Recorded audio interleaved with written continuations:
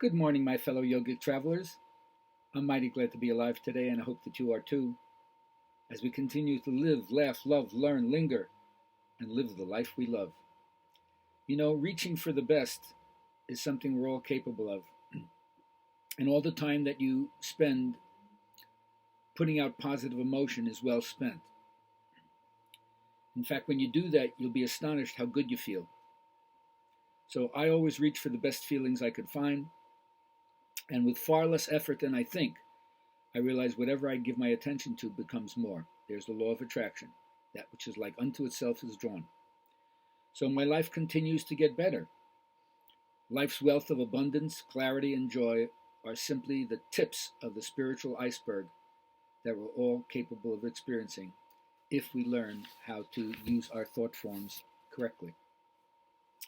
Now, today I want to talk about one of my old Dharma raps from Triangle Yoga in Chapel Hill, North Carolina, back in 2008. This is what I was into at that time. Understanding what does it mean to create your own reality. Well, one thing I can tell you is if you don't forgive past offenses, which doesn't mean condone giving the person a pass, downplaying it, forgetting, that's not forgiving.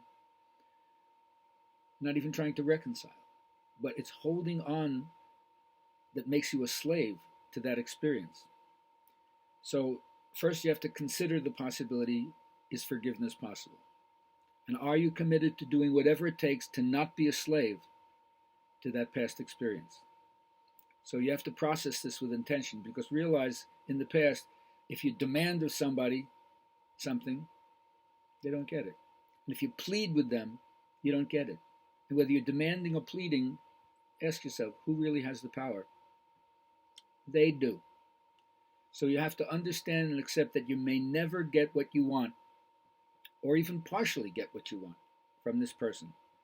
So are you ready to stop being a victim? Are you ready to choose to be free? So who's in charge of your life? And how do you set yourself up so you get what you don't want? Those are the failures of understanding, failures of follow through. So there's just a story of people who get results and the people who tell a story about why they don't get what they want. So one of the things I suggest is that you align yourself with your spiritual ancestors. What does that mean to me? Well, let's say you walk in your door, you had a foyer you could walk in. If you had busts on either side as you walked in, who would be the people who remind you of your own spiritual dignity, of your own magnificence? So maybe it'd be Beethoven if you were a music lover, or maybe it'd be Simone de Beauvoir if you were a feminist, or maybe it'd be the Beatles if you're a rock and roll. It really doesn't matter. And it doesn't even have to be a live person. It could be an animal. It could be a spirit. It could be somebody who's passed on, is no longer incarnate. It doesn't matter. But if you understand who your spiritual roots are, then you draw strength and encouragement from them. And in fact, they confer upon you blessings. And the blessings is where you get admired, mirrored, acknowledged, respected, understood for the excellence that you have. But at the beginning, sometimes you need a teacher who embodies for you surpassing excellence.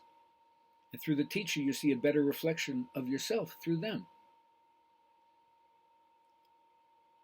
So I hope that you all find your own, what I call the gold within the sectarian dross. Every system has a way of freeing you, and every system has a way of trapping you. And so if you do it right, it shoots you out the other end as a universal being, even though you may still be connected to a certain lineage or a certain form. So remember to not sweat the small stuff. As a university professor once did, he took out a big empty mayonnaise jar and filled it with golf balls and said, "Now is it full?" And the class said, "Yes." But then he put in pebbles, and they fit into the spaces between the golf balls. And he asked the class, "Is it filled yet?" They said, "Yeah, now it's filled." Then he put in sand and filled in the spaces between the golf balls and the pebbles and the sand. And then he said, "Is it filled yet?" And the class says, "Yeah, now it's filled." Then he took coffee and he poured it into the sand, the pebbles, and the golf balls.